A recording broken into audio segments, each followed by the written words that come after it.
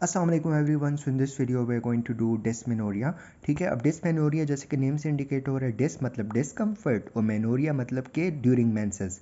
Menses के दौरान patient को डिस्कम्फर्ट होता है, पेन होता है। ठीक है, तो pain in menstruation is known as the dysmenorrhoea. ठीक है, अब डिस्मेनोरिया हमारे पास दो टाइप का हो सकता है, या तो प्राइमरी डिस्मेनोरिया होता है या तो सेकेंडरी होता है। प्राइमरी मतलब कि कोई उसके अंडरलाइनिंग कॉज नहीं होती। ठीक है, फर्स्ट मेंस्ट्रुअल पीरियड से ही मेंसेस जो थी वो पेनफुल थी। ठीक है, और सेकेंडरी जो होती है ना, वो बेसिकली हमारे पास उसकी कोई अंडरलाइनिंग कॉज प्रेजेंट होती है। ठीक है, और वो हमारे पास जो है ना, with the passage of time आपका ये पेन जो होता है वो ज़्यादा होता जाता है। ठीक है, तो ये आपकी सेकेंडरी हो गई। ठीक है, अच्छा जी, अब इसकी हम लोग सेकेंडरी की कॉजेज़ की बात कर लेते हैं। ठीक है, अब सेकेंडरी की कॉजेज़ के लिए मैंने एक निमोनिक बनाया है, पीक। ठीक है, PEAC, ये आपका पीक हो गया। ठीक है, अब पी से आपने जो है ना, वो पी से क्या आ जाता है, पी से आपका आ जाता है पेल्विक इन्फ्लेमेटरी डिजीज़। ई से आपका आ जाता है एंडोमेट्रियोसिस। ए से एडिनोमायोसिस एंड अशरमैन सिंड्रोम। ठीक है, और सी से आपका आ जाता है सर्वाइकल स्टिनोसिस। ठीक है, अशरमैन सिंड्रोम बेसिकली ये होता है ना कि हमारी यूट्रस में डिफरेंट जो है ना वो स्कारिंग आ जाती है ना, स्कारिंग आती है तो यूट्रस में पहले अगर इतनी ज़्यादा स्पेस थी तो अब वो इतनी हो जाती है। ठीक है, मतलब जगह कम हो जाती है। ठीक है, तो क्या क्या है, एक पेल्विक इन्फ्लेमेटरी डिजीज़ है, एंडोमेट्रियोसिस है, एडिनोमायोसिस है, अशरमैन सिंड्रोम है और सर्वाइकल स्टिनोसिस है। ठीक है, अच्छा, अब आते हैं पेशेंट की हिस्ट्री और एग्जामिनेशन पे। ठीक है, हिस्ट्री एग्जामिनेशन में क्या करना है, देखो सबसे पहले पेशेंट आपके पास आएगा तो उससे आपने पूछना है कि आपका ये जो पेन होता है ड्यूरिंग साइकिल, ये आपका फर्स्ट टाइम हुआ है कि पहले भी हुआ हुआ है। ठीक है, और या तो आपकी जब से साइकिल शुरू हुई है तब से पेन हो रहा है। ठीक है, अच्छा, ये आपने पूछ लिया। ठीक है, इसके अलावा आपने सेवेरिटी ऑफ पेन पूछना है। ठीक है, कि पेन जो है वो कितना ज़्यादा सवेयर है। ठीक है, इसके अलावा आपकी स्लीप तो डिस्टर्ब नहीं होती इसकी वजह से।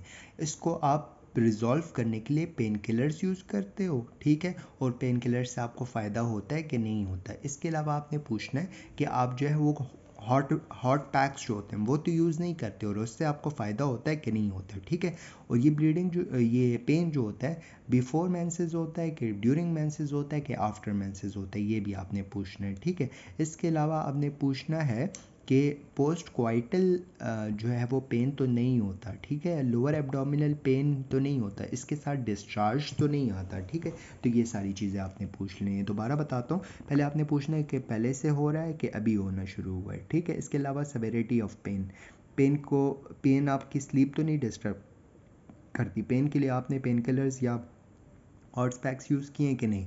इसके अलावा मेंसेस से पहले, बाद में या हमारे पास मेंसेस के बीच में हो रहा है, पोस्ट क्वाइटल तो नहीं होता। ठीक है, अच्छा, इसके अलावा इससे डिस्चार्ज वगैरह तो नहीं आता वजाइना से, एब्डोमिनल पेन तो नहीं होता, लोअर एब्डोमिनल पेन, ये आपने हिस्ट्री में पूछना है। एग्जामिनेशन में आपने पेल्विक एग्जामिनेशन, एब्डोमिनल एग्जामिनेशन और सर्वाइकल एग्जामिनेशन, ये सारी चीज़ें आपने करनी है। ठीक है, अच्छा जी, अब आप किसकी इन्वेस्टिगेशन में आ जाते हैं ना, तो इन्वेस्टिगेशन में वही इन्वेस्टिगेशन है। देखो सबसे पहले अगर पेल्विक इन्फ्लेमेटरी डिजीज़ के साथ आप इसको कंफ्यूज कर रहे हो तो आप उसके लिए स्वैप कर लोगे। एक आपका जो है वो सर्वाइकल स्वैप आ जाएगा, वजाइनल स्वैप सॉरी, इसके अलावा आप इंडो सर्वाइकल स्वैप कर लोगे। ठीक है, इसके अलावा आप ये जो हमारी एंडोमेट्रियोसिस है, एडिनोमायोसिस है, उसके लिए आप ट्रांस वजाइनल अल्ट्रासाउंड करवा लोगे। ठीक है, फिर इसके बाद लास्ट आप क्या कराते हो, सॉरी, दो चीज़ें रह गई हैं, एक आपकी आ गई लेप्रोस्कोपी। ठीक है, लेप्रोस्कोपी करवा लेते हो। ठीक है, ठीक है, लेप्रोस्कोपिक मतलब कैमरा डालते हैं, कैमरे के ज़रिए हम देख लेते हैं कि क्या मसला है। ठीक है, और या हम लोग हिस्टेरोस्कोपी गाइडेड अल्ट्रासाउंड कर लेते हैं। ठीक है, लेप्रोस्कोपी कर लेते हैं और हिस्टेरोस्कोपी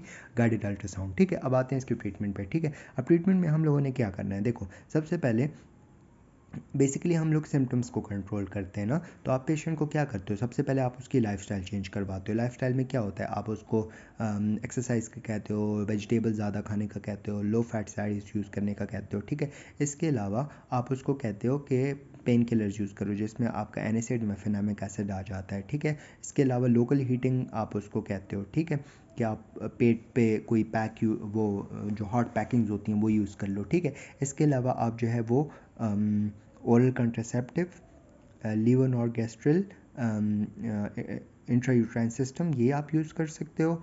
GnRH एनालॉग वगैरह यूज़ कर सकते हो। ठीक है, अच्छा, इसके अलावा आप सर्जरी करते हो। ठीक है, सर्जरी में आप क्या करते हो कि आप फॉर एग्ज़ाम्पल सर्वाइकल स्टिनोसिस है या हमारे पास इंडोमेट्रियोमा है, ठीक है। तो उसके लिए आप सर्जरी करते हो और उसको आप खोल देते हो रास्ते को, ठीक है। दैट्स इट, थैंक यू, जज़ाकल्लाह खैर।